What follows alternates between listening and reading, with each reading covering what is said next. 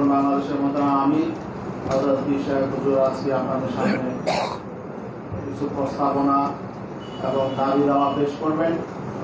আজকে এখানে সাংবাদিক সম্মেলনে উপস্থিত আছেন প্রথম সারিতে ইসলামী আন্দোলন বাংলাদেশের মোহতারাম আমির হযরত পীর সাহেব হুজুর চরমনায় আপনারা দেখতে পাচ্ছেন।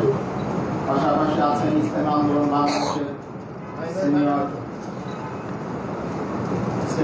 বাংলাদেশের সিনিয়র প্রেসিডিয়াম সদস্য অধ্যক্ষ মাওলানা সাদেক বিল্লাল মাদানী। উপস্থিত আছেন ইসলামী আন্দোলন বাংলাদেশের নায়েবে আমির হযরত মাওলানা আব্দুল হক আজাদ। উপস্থিত আছেন ইসলামী আন্দোলন বাংলাদেশের মোহতারাম মহাসচিব অধ্যক্ষ হাফেজ মাওলানা ইউনুস আহমদ। উপস্থিত আছেন ইসলামী আন্দোলন বাংলাদেশের প্রেসিডিয়ামের অন্যতম সদস্য আল্লামা হুদা ফয়েজি। উপস্থিত আছেন প্রেসিডিয়ামের অন্যতম সদস্য আলহাজ খন্দকার গোলাম মাওলা। আর এদিক থেকে উপস্থিত আছেন ইসলামী আন্দোলন বাংলাদেশের প্রেসিডিয়ামের অন্যতম সদস্য অধ্যাপক মাহবুবুর রহমান।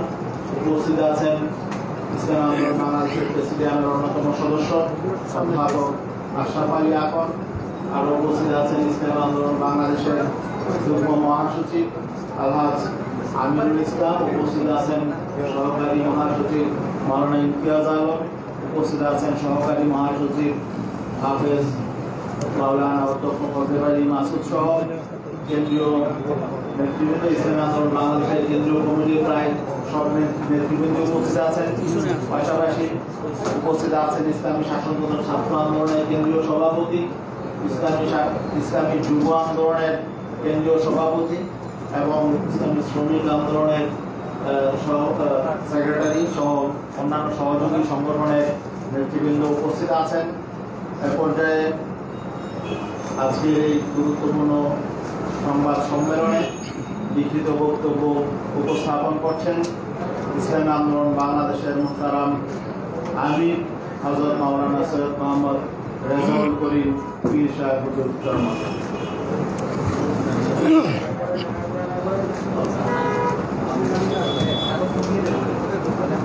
কাগজগুলো দিয়ে গেলে ভালো হয় না? কাগজগুলো দাও, এই দুজনে দাও। অমর, হ্যাঁ এই অমর,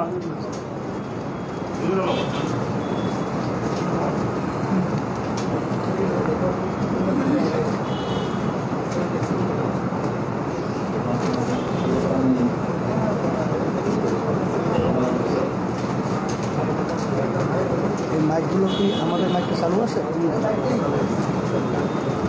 এটা কি আমাদের মাইক?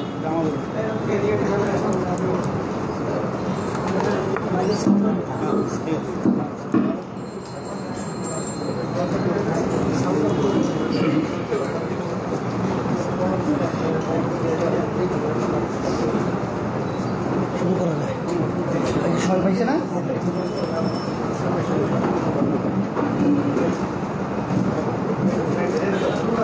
السلام عليكم ورحمة الله وبركاته. بسم الله الرحمن الرحيم. نحمده ونصلي على رسوله الكريم. أما بعد. প্রিয় সাংবাদিক বন্ধুগণ, নানাবিধ জটিল ও বিপর্যস্ত পরিবেশের সমস্যা বিশ্লেষণ ও সমাধানের প্রস্তাবকল্পে ইসলামী আন্দোলন বাংলাদেশ কর্তৃক আয়োজিত আজকের এই সংবাদ সম্মেলনে আপনাদের উপস্থিতির জন্য আন্তরিক কৃতজ্ঞতা জানাচ্ছি। প্রিয় সাংবাদিক বন্ধুগণ, সংবাদ সম্মেলনের শুরুতে স্বাধীনতার 50তম বছরে বাংলাদেশের স্বাধীনতা সংগ্রামের সকল দেশপ্রেমিক বীর সেনানীদের প্রতি শ্রদ্ধা জ্ঞাপন করছি। করোনায় মৃত্যুবরণকারী ভাই বোনদের পরকালীন শান্তি প্রার্থনা করছি এবং তাদের পরিবারের প্রতি সমবেদনা জানাচ্ছি। বিশেষ করে অবৈধ ইসরায়েলের সন্ত্রাসী হামলায় নিহত ফিলিস্তিনিদের প্রতি সহমর্মিতা জানাচ্ছি। প্রিয় সাংবাদিক বন্ধুগণ, আজকের সংবাদ সম্মেলনে জনমানুষের পক্ষ থেকে কিছু গুরুত্বপূর্ণ বিষয়ে উপস্থাপন করার জন্যে আপনাদের মুখোমুখি হয়েছি। আশা করব সংশ্লিষ্ট কর্তৃপক্ষ বিষয়গুলো আমলে নেবেন, জনমানুষের আশা আকাঙ্ক্ষা পূরণে উদ্যোগী হবেন। অন্যথায় জনমানুষের প্রতিনিধিত্বকারী সংগঠন হিসাবে রাজনৈতিকভাবে নিয়মতান্ত্রিক পন্থায় অধিকার আদায়ের সংগ্রামে যাবে ইসলামী আন্দোলন বাংলাদেশ। ফিলিস্তিন প্রসঙ্গ। প্রিয় সাংবাদিক বন্ধুগণ, ফিলিস্তিনি জনগণের দুর্দশা, অবৈধ ইসরায়েলের বর্বরতা নিয়ে নতুন করে কিছু বলার নেই। ইতিহাস ও ঘটনার ধারাক্রম সবাই জানা। ফিলিস্তিন ইস্যুতে বাংলাদেশের ঐতিহাসিক অবস্থান সাধুবাদযোগ্য। আমরা বাংলাদেশের অতীত অবস্থানকে ধন্যবাদ জানিয়েছি। বর্তমান পরিবর্তিত পরিস্থিতিতে ফিলিস্তিন ইস্যুতে বাংলাদেশের জনমানুষের আবেগ অনুভূতিকে আমলে নিয়ে জনতার পক্ষ থেকে আমরা প্রস্তাব করছি যে আসন্ন জাতীয় সংসদ অধিবেশনে ইসরায়েলের সাম্প্রতিক বর্বরতার বিরুদ্ধে নিন্দা প্রস্তাব পাশ করতে হবে। আসন্ন জাতিসংঘ অধিবেশনে মাননীয় প্রধানমন্ত্রীর ভাষণে স্বাধীন সার্বভৌম ফিলিস্তিনের প্রতি সমর্থন পুনর্ব্যক্ত করে ইসরায়েলের নিন্দা করতে হবে। মাননীয় প্রধানমন্ত্রী আন্তর্জাতিক বিভিন্ন ইস্যুতে সরব ভূমিকা পালন করেন। আমরা আশা করব আসন্ন জাতিসংঘ অধিবেশন চলাকালে স্বাধীন সার্বভৌম একক ফিলিস্তিন রাষ্ট্রের জন্য তিনি সরব ভূমিকা পালন করবেন। মুসলমানদের প্রথম কেবলা বাইতুল মুকাদ্দাস মুক্তকরণ কল্পে বহুজাতিক মুসলিম সেনাবাহিনী গঠনের কার্যকর উদ্যোগ গ্রহণ করবেন। পাসপোর্ট প্রসঙ্গ। প্রিয় সাংবাদিক বন্ধুগণ,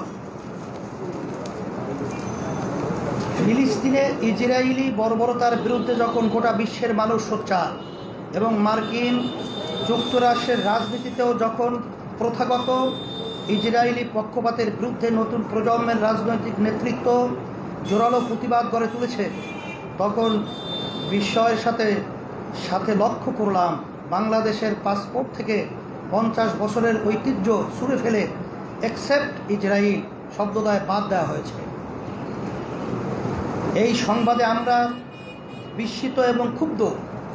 আমরা আরও হতাশ হয়েছি এমন গুরুত্বপূর্ণ বিষয়ে আন্তঃমন্ত্রণালয় সমন্বয়হীনতা দেখে স্বাধীনতার শুরু থেকে 50টি বছর ধরে অনুসৃত একটি রীতি, যে রীতির সাথে আমাদের মৌলিক চেতনা সম্পৃক্ত, এমন একটা সিদ্ধান্ত গ্রহণে জনপরিসরে ও সংসদে আলোচনা হয় নাই। এমনকি পররাষ্ট্র মন্ত্রণালয় পর্যন্ত এ বিষয়ে সঠিক তথ্য নেই। কি ভয়ঙ্কর সমন্বয়হীনতা, নাকি এটা ষড়যন্ত্রমূলক রাখঢাক। প্রিয় সাংবাদিক বন্ধুগণ, বিষয়টি আলোচনায় আসার পর পররাষ্ট্রমন্ত্রী একটি বক্তব্য দিয়েছেন। তার বক্তব্য আমাদেরকে হতবাক করেছে, কারণ তিনি আন্তর্জাতিক মান রক্ষার যে চুক্তি দিয়েছেন তা কেবল অযৌক্তিক নয়, বরং একই সাথে অসত্য যুক্তি। পাসপোর্টের আন্তর্জাতিক মান রক্ষায় অ্যাকসেপ্ট ইসরায়েল শব্দদ্বয় কোনো বাধা নয়। এর পক্ষে অনেক যুক্তি থাকলেও সহজ অর্থে কেবল এতটুকু উল্লেখই যথেষ্ট হবে যে এই শব্দদ্বয় সহই মালয়েশিয়ার পাসপোর্ট বিশ্বের 19তম শক্তিশালী পাসপোর্ট। প্রিয় সাংবাদিক বন্ধুগণ, পাসপোর্ট থেকে এই শব্দ দুটি বাদ দেওয়া কার্যত ইসরায়েলকে স্বীকৃতি দেয়া। আমরা বাস্তবতা থেকে জানি যে তাইওয়ানকে বাংলাদেশ রাষ্ট্র হিসেবে স্বীকৃতি না দেওয়া সত্ত্বেও অ্যাকসেপ্ট তাইওয়ান শব্দ পাসপোর্টে উল্লেখ না থাকার কারণে তৃতীয় কোনো দেশ থেকে তাইওয়ানের ভিসা নেওয়া যায় এবং তাইওয়ানের সাথে লেনদেন করা যায়। একইভাবে ইসরায়েলের ক্ষেত্রেও এই শব্দদ্বয় তুলে দিয়ে কার্যত ইসরায়েলের সাথে সংযোগ স্থাপন করার ব্যবস্থা করা হচ্ছে। অশুভ জয়নবাদের কাজের ধারা মাথায় রাখলে এই সত্য বুঝতে কষ্ট হওয়ার কথা নয়। একই সাথে এই ইস্যুতে ইসরায়েলের পররাষ্ট্র মন্ত্রণালয়ের ভেরিফাইড পেজ থেকে উচ্ছ্বাস প্রকাশ ও অধিকাংশ আন্তর্জাতিক মিডিয়া এটাকে বাংলাদেশ কর্তৃক ইসরায়েলি ভ্রমণ নিষেধাজ্ঞা তুলে নেওয়া হিসাবে সংবাদ পরিবেশন আমাদের আশঙ্কাকেই সত্যায়ন করে। প্রিয় সাংবাদিক বন্ধুগণ, স্বরাষ্ট্র মন্ত্রণালয়ের এই গোপন একক সিদ্ধান্ত ও পররাষ্ট্র মন্ত্রণালয়ের অযৌক্তিক উপস্থাপনার আমরা তীব্র নিন্দা জানাচ্ছি। আমরা বিশ্বাস করতে চাই যে বাংলাদেশ সরকার ইসরায়েলের সাথে কোনো ধরনের গোপন সম্পর্ক রাখে না, রাখার চেষ্টাও করে না, এবং জঙ্গিবাদের কোনো চক্রান্তও বাংলাদেশ ফেঁসে যায়নি। এই বিশ্বাস থেকে আমরা বলিষ্ঠভাবে দাবি জানাচ্ছি যে অবিলম্বে পাসপোর্টে এক্সেপ্ট ইসরায়েল শব্দদ্বয় যোগ করতে হবে। যে পাসপোর্টগুলো এই শব্দ ছাড়া ইস্যু করা হয়েছে সেগুলো প্রত্যাহার করে নিতে হবে। একই সাথে বিচার বিভাগীয় তদন্ত কমিটি করে কারা এই অপকর্মের সঙ্গে জড়িত তা বের করে শাস্তির ব্যবস্থা করতে হবে। Vaccine issue. প্রিয় সাংবাদিক বন্ধুগণ, কোভিড-19 বৈশ্বিক মহামারী আকার ধারণ করার পরে প্রায় 2 বছর হতে চলল। টিকা আবিষ্কার ও গণটিকাদান প্রক্রিয়াও শুরু হয়েছে, প্রায় অর্ধ বছর হতে চলল। কিন্তু দুঃখজনক বাস্তবতা হলো বাংলাদেশের টিকা প্রাপ্তি ও বিতরণ প্রক্রিয়া ভুল সিদ্ধান্ত, অদক্ষতা ওই নৈরাজ্যের কবলে পড়ে অনিশ্চিত হয়ে আছে। যেই ভারত সামান্য পেঁয়াজ নিয়ে নোংরা রাজনীতি করে টিকার জন্য সেই ভারতের উপর একক নির্ভরতা চরম পর্যায়ের বোকামি ছিল। যুক্তিহীন নতজানু ভারত নির্ভরতার চড়া মূল্য দিচ্ছে বাংলাদেশ। টিকা প্রাপ্তিতে ভারতের বিশ্বাসঘাতকতার পরও টনক নড়েনি সরকারের। স্বাস্থ্য মন্ত্রণালয় ও সরকার রাশিয়া ও চীনের থেকে টিকা সংগ্রহ করা নিয়েও টালবাহানা করেছে। স্বয়ং পররাষ্ট্রমন্ত্রীও স্বাস্থ্য মন্ত্রণালয়ের মতলববাজি, সময়ক্ষেপণ ও দ্বিধাদ্বন্দ্বের জন্য আক্ষেপ করেছেন এবং টিকা প্রাপ্তির ক্ষেত্রে আশঙ্কা প্রকাশ করেছেন। প্রিয় সাংবাদিক বন্ধুগণ, টিকা আবিষ্কারের পরে এবং বাংলাদেশে এক দফা টিকা বিতরণের পরেও দেশকে দ্বিতীয় দফা শক্ত লকডাউনে যেতে হলো। জীবন জীবিকা নিয়ে নিদারুণ টানাপোড়েনে কোটি কোটি মানুষের প্রাণ কুষ্ঠাগত। প্রায় 4 কোটি শিক্ষার্থী 1.5 বছরের মতো নিয়মিত শিক্ষা থেকে বঞ্চিত। এমন গুরুতর পরিস্থিতিতে টিকা সংগ্রহে স্বাস্থ্য মন্ত্রণালয়ের মতলববাজি, সময়ক্ষেপণ, সিদ্ধান্তহীনতা এবং তারপরেও তারা বহাল তবিয়তে থাকা আমাদেরকে হতবাক করে। জনমনে প্রশ্ন উঠেছে যে স্বাস্থ্য মন্ত্রণালয়ের অশুভ শক্তি কি স্বয়ং সরকারের চেয়েও বেশি শক্তিশালী? তারা কি বাংলাদেশ রাষ্ট্রের চেয়েও ক্ষমতাবান, নাকি স্বয়ং সরকারই এই অশুভ চক্রের অংশ? প্রিয় সাংবাদিক বন্ধুগণ, আমরা আগেও দাবি করেছি, আজকেও আবার বলছি, করোনা পরিস্থিতির মোকাবিলা, টিকা সংগ্রহ ও বিতরণ এবং স্বাস্থ্য মন্ত্রণালয়ের অশুভ শক্তিকে চিহ্নিত করতে এবং তাদের শাস্তি নিশ্চিত করতে অবিলম্বে জাতীয় নাগরিক কমিটি গঠন করতে হবে। টিকা সংগ্রহ বিতরণকে দুর্নীতিমুক্ত সার্বজনীন করতে এই জাতীয় কমিটি অপরিহার্য, কারণ এক্ষেত্রে সরকারের ব্যর্থতা প্রমাণিত। আমরা সরকারের উপরে আর আস্থা রাখতে পারছি না। আমরা হুঁশিয়ার করে দিচ্ছি, সরকার যদি নিজেদের স্বার্থান্বেষী ব্যর্থতার উপরে গোড়ামি করতেই থাকে, তাহলে গণ আন্দোলন গড়ে তোলা ছাড়া কোনো উপায় থাকবে না। শিক্ষা প্রতিষ্ঠান। প্রিয় সাংবাদিক বন্ধুগণ, মহামারী করোনায় সবচেয়ে বেশি ক্ষতিগ্রস্ত হয়েছে দেশের শিক্ষা ব্যবস্থা। শিক্ষার সঙ্গে জড়িত সব কিছুতেই বিপর্যয় নেমে এসেছে। লাগাতার 15 মাস ধরে স্কুল, কলেজ এবং বিশ্ববিদ্যালয় বন্ধ। মাঝখানে কিছুদিন কওমি মাদ্রাসা চালু থাকলেও গত এপ্রিল থেকে আবারও তা বন্ধ করে দেওয়া হয়েছে। আলিয়া মাদ্রাসাও খোলেনি গত 15 মাসে। স্কুল, কলেজ ও আলিয়া মাদ্রাসার সকল ধরনের পরীক্ষা বন্ধ। গত বছরের উচ্চ মাধ্যমিক পরীক্ষার্থীদের অটোপাস দেওয়া হয়েছে। এই বছরের মাধ্যমিক ও উচ্চ মাধ্যমিক পরীক্ষা এখনও হয়নি। পরীক্ষা হবে কিনা তাও স্পষ্ট নয়। শিক্ষার্থীরা পড়ার টেবিল ছেড়ে এবারও অটোপাসের অপেক্ষায়। সরকার ধাপে ধাপে সব কিছু খুলে দিলেও খোলেনি শিক্ষা প্রতিষ্ঠান।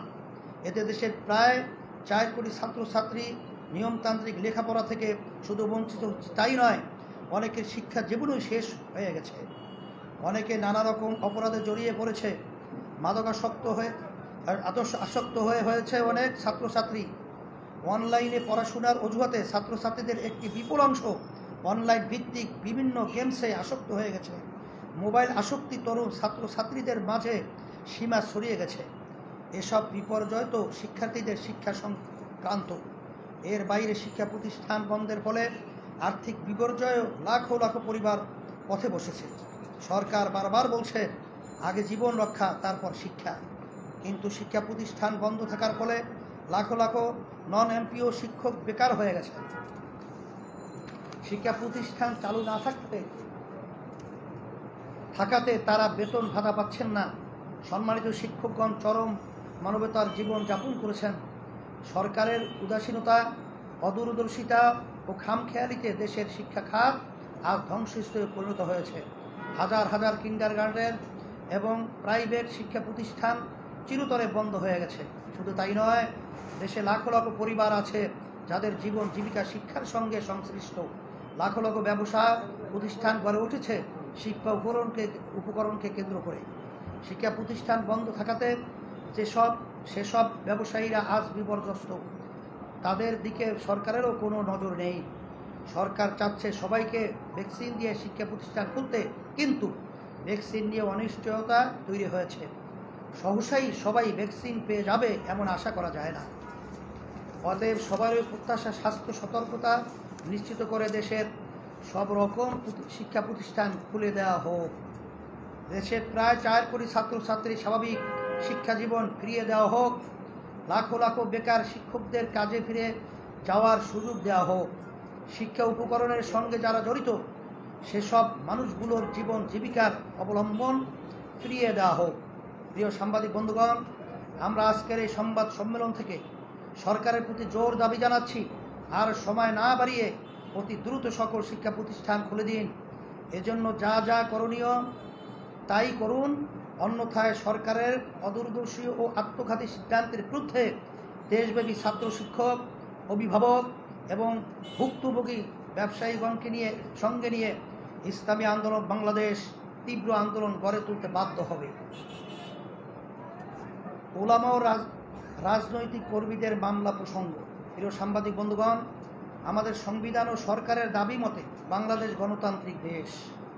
গণতান্ত্রিক দেশের সরকারের সমালোচনা, আন্দোলন, প্রতিবাদ, বিক্ষোভ, উত্তপ্ত বক্তব্য অতি স্বাভাবিক ব্যাপার। বরং এমনটাই গণতন্ত্রের নিয়ম। গণতন্ত্রের এই চিরচরিত নিয়ম সহিংসতায় রূপ নেয় কেবলমাত্র সরকারের আচরণের ভিত্তিতে। বাস্তবতা হলো, বাংলাদেশের রাজনীতিতে সরকার পক্ষ সব সময়ই নিয়মতান্ত্রিক বাদ প্রতিবাদকে দমন পীড়ন করে সহিংসতার দিকে ঠেলে দেয়, আর তার জের ধরে রাজনৈতিক প্রতিপক্ষকে হামলা মামলা দিয়ে নির্যাতন ও হয়রানি করে। সরকারের ফ্যাসিবাদী এই চরিত্রের সর্বশেষ শিকার ওলামায়ে কেরাম।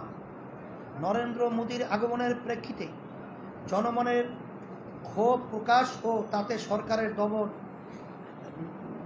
পীড়নমূলক আচরণের প্রেক্ষিতে ঘটে যাওয়া ঘটনাকে কেন্দ্র করে পবিত্র রমজানে যেভাবে ওলামায়ে কেরামকে আটক করে রিমান্ডে নেওয়া হয়েছে, তাতে এদেশের মুসলমানদেরকে 1857-এর সিপাহী বিপ্লবোত্তর ওলামাদের সাথে সাম্রাজ্যবাদী ইংরেজদের আচরণের কথাকে মনে করিয়ে দেয়।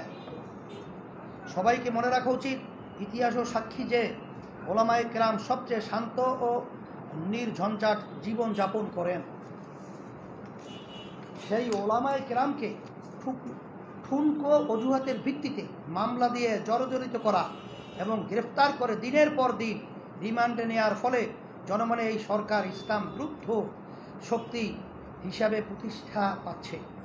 আমরা বিনয়ের সাথে মনে করিয়ে দিতে চাই যে বাংলার জনগণ কাউকে ইসলামের বিরুদ্ধ শক্তি হিসাবে চিহ্নিত করলে বাংলার রাজনীতি ও সমাজে তার ভবিষ্যৎ সংকীর্ণ হয়ে যায়। এটা ইতিহাসের শিক্ষা।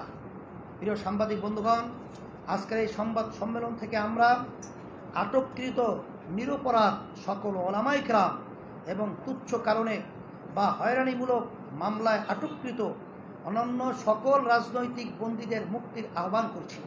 অন্যথায় এই সরকার ওলামা নিপীড়ক শক্তি হিসেবে ইতিহাসে কলঙ্কিত হবে। বাজেট প্রসঙ্গ। প্রিয় সাংবাদিক বন্ধুগণ, 2021-22 অর্থ বছরের বাজেট ঘোষিত হবে আগামী 3রা জুন। বাজেট হলো একটি দেশের আগামী 1 বছরের ব্যয় নির্বাহের জন্য জনমানুষের দেয়া টাকা খরচের পরিকল্পনা। এখানে আশা করা বাঞ্ছনীয় যে বাজেট প্রণয়নের আগে জনমানুষের সাথে আলাপ করা হবে। আদতে তা হয় না। অর্থ মন্ত্রণালয় কিছু ব্যবসায়ী সংগঠনের নেতাদের সাথে আলাপ করে সমাজ ও বাস্তবতা বিমুখ আমলাদের দিয়ে বাজেট তৈরি করে, ফলে আমাদের বাজেটের কলেবর বাড়ে, কথার ফুলঝুরি উপচে পড়ে, কিন্তু কাজ কমই হয়। বাজেট নিয়ে আমাদের দলীয় প্রস্তাবনা আনুষ্ঠানিকভাবে পেশ করা হবে ইনশাআল্লাহ। আজকে আমি মৌলিক কিছু দাবি উপস্থাপন করছি। বাজেট উপস্থাপনের আগে সমাজের সকল শ্রেণীর মানুষের সঙ্গে আলাদা করে আলোচনা করতে হবে। কল্পনা বিলাস বাদ দিয়ে রাষ্ট্রযন্ত্রের সক্ষমতা পরিমাপ করে সে অনুযায়ী বরাদ্দ দেয়া। আমরা জানি গত অর্থ বছরে চিকিৎসা গবেষণায় টাকা রাখা হলেও তার কোনো টাকা ব্যবহার হয় নাই। তারপরেও এক বছর আবারও চিকিৎসা গবেষণা খাতে বরাদ্দ রাখা হয়েছে, এমন উদাহরণ আরও অনেক দেয়া যাবে। সক্ষমতাহীন এমন বরাদ্দ দুর্নীতির রাস্তা খুলে দেয়। ঋণ ও অনুদান নির্ভর বাজেট থেকে বেরিয়ে আসতে হবে। স্বাধীনতার 50 বছরে কোনো দেশের পক্ষে ঋণ ও অনুদান নির্ভর বাজেট শোভা পায় না। শিক্ষা জনসম্পদ উন্নয়ন খাতে বরাদ্দ বৃদ্ধি করতে হবে। এখানে প্রসঙ্গত বলে রাখি, বাজেটের বরাদ্দ দেখানোর ক্ষেত্রে স্বচ্ছতা কাম্য। শিক্ষা খাতে যে বরাদ্দ দেখানো হয় তার সাথে অন্য খাতও জুড়ে দেওয়া হয়। আমরা মনে করি এই চতুরতা বাদ দেওয়া উচিত। আমরা গত বাজেটেও দেখেছি যে বাজেটের 15% এর মতো অর্থ সরকারি কর্মকর্তা কর্মচারীদের বেতন ভাতা বাবদ ব্যয় হচ্ছে। এটা শোভনীয় না, এটাকে যুক্তিসঙ্গত করতে হবে। 6 থোক বরাদ্দ কমাতে হবে। 7 এডিপি বাস্তবায়নের হার খুবই কম, আমলাদের অদক্ষতার কারণেই এটা হয়। এই অবস্থার পরিবর্তন হওয়া দরকার। 8 প্রতিরক্ষা ব্যয় কমাতে হবে। দেশের উল্লেখযোগ্য অংশের নাগরিককে মৌলিক প্রয়োজন পূরণের ব্যবস্থা না করে প্রতিরক্ষায় অস্বাভাবিক ব্যয় অগ্রহণযোগ্য। প্রতিরক্ষা ব্যয় কমিয়ে জনস্বার্থ ও সামাজিক সুরক্ষা নির্ভর বাজেট দিতে হবে। সামরিক বাহিনীর ব্যয় স্বচ্ছতা, জবাবদিহিতা এবং যৌক্তিকতা নিশ্চিত করতে হবে। প্রতিরক্ষা বাহিনীগুলোকে একটি উৎপাদনশীল বাহিনীতে পরিণত করে গড়ে তুলতে হবে। শেষ কথা, ইসলামী আন্দোলনের এই সংবাদ সম্মেলন থেকে আমরা জনগণের পক্ষে জনস্বার্থে যে প্রস্তাব তুলে ধরেছি, আশা করি সরকার এগুলোকে আমলে নিয়ে আশু সমাধানের উদ্যোগ নেবে। বিশেষত সন্ত্রাসী ইসরায়েলের বিরুদ্ধে অশুভ গোপন সম্পর্ক স্থাপন চেষ্টা, ওলামা নির্যাতন, গণবিরোধী বাজেট, শিক্ষা ধ্বংসের ষড়যন্ত্র ও নতজাতু ভারত নির্ভর আত্মঘাতী পররাষ্ট্রনীতি থেকে সরে আসতে হবে। স্বাস্থ্য খাত ধ্বংসে জড়িত মন্ত্রী ও সংশ্লিষ্টদের সরাতে হবে। অন্যথায় দেশের প্রতিনিধিত্বশীল সচেতন নাগরিকদের সঙ্গে পরামর্শ করে ইসলামী আন্দোলন বাংলাদেশ বৃহত্তর আন্দোলনে যেতে বাধ্য হবে ইনশাআল্লাহ। কর্মসূচি অবিলম্বে দেশের সকল শিক্ষা প্রতিষ্ঠান খুলে দেওয়ার দাবিতে মানববন্ধন ঢাকায় 2রা জুন বুধবার সকাল 11টায় জাতীয় প্রেস ক্লাবের সামনে। দেশব্যাপী প্রতিটি জেলা ও মহানগরে 3রা জুন বৃহস্পতিবার সকাল 11টায় সর্বত্র মানববন্ধন হবে। পাসপোর্ট থেকে এক্সেপ্ট ইসরায়েল বাদ দেওয়ার প্রতিবাদ ও তার সংযোজনের দাবিতে বিক্ষোভ মিছিল। 5ই জুন শনিবার বিকাল 3টায় ঢাকায় বাইতুল মোকাররম উত্তর গেট থেকে সবাইকে আবারও আন্তরিক শুভেচ্ছা জানিয়ে শেষ করছি। আল্লাহ হাফেজ। সকলকে ধন্যবাদ। সাংবাদিক বন্ধুগণ, আপনাদের যদি এই লিখিত বক্তব্যের আলোকে কোনো প্রশ্ন থাকে তাহলে আপনারা অনুগ্রহপূর্বক উপস্থাপন করতে পারেন। এই লিখিত বক্তব্যের প্রেক্ষিতে যদি কারো কোনো প্রশ্ন থাকে তাহলে উপস্থাপন করতে পারেন। আমাদের মোহতারাম আমি সে প্রশ্নের উত্তর দেব ইনশাআল্লাহ। আমি একটু জানতে চাই, সেটা হচ্ছে যে আপনারা বলছেন যে আলেমদের দাবি করেছেন এবং আপনারা বলেছেন পৃষ্ঠা নম্বর 4 যে 1857 জুলাই বিপ্লবের সময় যে সাম্রাজ্যবাদী ইংরেজদের যে আন্দোলন সেটাকে মনে করেছে। তো অনেক মাদ্রাসার আলেমরা এখন নদী আন্দোলনের কারণে তারা যে এখন গ্রেপ্তার আছে, রিমান্ডে আছে, তারা জেলে আছে। তো তাদের সঙ্গে আপনাদের যে আন্দোলন, রাজনৈতিক আপনাদের ঐক্য উভয়দের সাথে আপনাদের রাজনৈতিক ঐক্য হয়েছে, সেই প্রেক্ষিতে আপনারা এই দাবি করছেন? হেফাজত তো একটা অরাজনৈতিক সংগঠন, আর আমরা ইসলামী আন্দোলন বাংলাদেশ আমরা রাজনৈতিক একটা সংগঠন। তাই রাজনৈতিক অরাজনৈতিক সংগঠন কোনো সময়ই একই ধারার নিয়মে চলে না। হেফাজত দেশ, জনগণ, ইসলামের পক্ষে কথা বলার জন্যই তৈরি হয়েছে, মানবতার পক্ষে, সন্ত্রাসের বিরুদ্ধে। ইসলামী আন্দোলন বাংলাদেশ তার কার্যক্রমও ইসলাম, দেশ, মানবতার বিরুদ্ধে যারা নাকি জড়িয়ে থাকবে তাদের বিরুদ্ধেই তৈরি হয়েছে, মানুষের কল্যাণের জন্যে, কল্যাণ রাষ্ট্র প্রতিষ্ঠার জন্য। এই হেফাজত এখানে অন্যান্য বিভিন্ন সংগঠনের লোকজনই কিন্তু একত্রিত হয়ে একটা হেফাজত নামে একটা প্রতিষ্ঠান গড়ে উঠছিল। এখন তো হেফাজত বিভিন্ন কায়দায় প্রশ্নবিদ্ধ হয়েছে। তাই এখানে আমরা যে কথাটা এখানে নিয়ে আসছি, ওলামায়ে কেরামদের উপরে যে আচরণটা আমরা লক্ষ্য করেছি, এটা আমরা অনেকগুলো শব্দ আমরা ব্যবহার করেছি, যেটাকে আমরা এক কথায় বুঝাবো, যেটা কোনো যৌক্তিক কারণ ছাড়াই তাদেরকে গ্রেফতার, হয়রানি এবং বিভিন্ন রিমান্ড সহ হয়রানি করা হচ্ছে। সেটাকে লক্ষ্য করেই আমরা ওই 1857 সালের সাথেই আমরা এটাকে অ্যাক্ট করে উপস্থাপন করার চেষ্টা করছি। ব্রাহ্মণবাড়িয়া এবং নারায়ণগঞ্জে যে তাণ্ডবটা চালানো হয়েছে, এটাকে আপনারা সমর্থন করছেন? শুধু ব্রাহ্মণবাড়িয়া আর নারায়ণগঞ্জ এখানে আমরা কোনো ভিন্ন চিহ্নিত আমরা করি নাই। এই বিষয়ে আপনাদের অবস্থা? এখানে মামুনুল হক ব্যক্তি এক বিষয়, এখানে আমরা সাধারণভাবে সমস্ত ওলামায়ে কেরাম সহ এবং অন্যান্য যারা নাকি এর সাথে জড়িত নয়, অপরাধের সাথে জড়ায়া নাই, তাদেরকে আমরা মুক্তির ব্যাপারে এখানে আমরা দাবি জানাচ্ছি এবং হয়রানি না করার ব্যাপারে দাবি জানাচ্ছি। আপনাকে মামুনুল হকের মুক্তি দাবি করছেন? এখানে শুধু মামুনুল হক ব্যাপার একা প্রশ্ন করলে তো হয় না। এখানে শুধু মামুনুল হকই নয়, সমস্ত ওলামায়ে কেরাম। এবং আমরা বলেছি যে প্রায় 1.5 মাসের মতো হয়ে গেল, কে অপরাধী কে নিরপরাধী এটা তো অনেকটাই এখন সরকারের কাছে বা প্রশাসনের কাছে অনেকটা এখন প্রকাশ বা প্রমাণিত। আর কে অপরাধী এটা তো বিচারক যখন সিদ্ধান্ত দিবে তখনই এটা বলা যাবে কে অপরাধী কে নিরপরাধী। এখন তো আমরা কাউকে অপরাধী বলে আমরা চিহ্নিত করতে পারছি না। আর এখানে আমরা যেটা মূলত দাবি জানাচ্ছি যে জামিনের ব্যাপারটা, এটা তো আপনার দেশের ধারাবাহিকতা এবং আপনার সংবিধান সহ এটা পাওয়ার যোগ্য। কিন্তু আমরা যেটা লক্ষ্য করছি যে আদালতে বিচারকের সামনে যখন জামিনের ব্যাপারে কোনো মুভ করা হয় তখন এটা কোনো আমলই নেওয়া হয় না। কেমন জানি মনে হয় যেন এদেশে কোনো আইনই নেই। এটাকে আমরা ধিক্কার জানাই এবং বিচার করার পরে যদি কেউ অপরাধী হয় তখন শাস্তির ব্যবস্থা হোক, এ ব্যাপারে আমাদের কোনো আপত্তি নেই। এমনকি আমাদের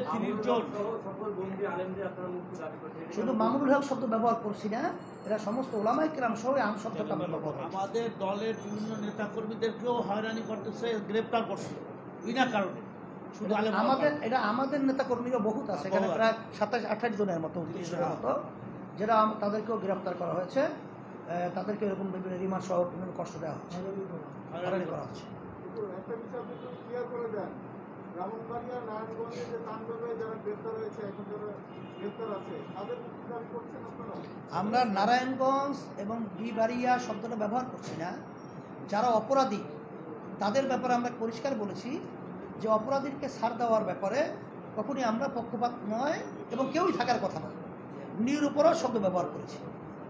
অযৌক্তিক হয়রানি কিছু কিঞ্চিত কারণের কারণে, যেটা বাংলাদেশ সংবিধান অধিকার দেওয়া হয়েছে, যেমন সরকারের কোনো কাজের সমালোচনা করা, সরকারের কোনো সিদ্ধান্তের ব্যাপারে কোনো বক্তব্য বিরুদ্ধে রাখা, এটা গণতান্ত্রিক তাদের তথ্য অনুযায়ী অধিকার, এরা সংবিধান বাংলাদেশের এটা দিয়েছে। কিন্তু আমরা লক্ষ্য করেছি যে এই ধরনের আচরণের কারণে অনেককে হয়রানি করে জেলে ঢোকানো হয়েছে এবং হয়রানি করা হচ্ছে।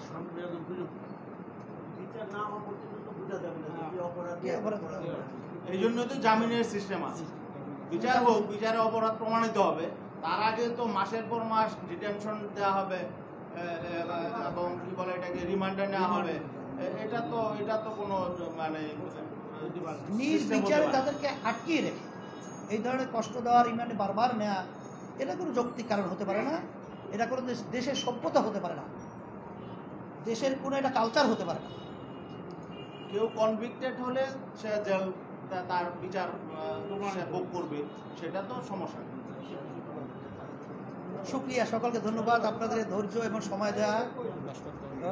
শুক্রিয়া এবং আপনাদের জন্য মেহমানদের ব্যবস্থা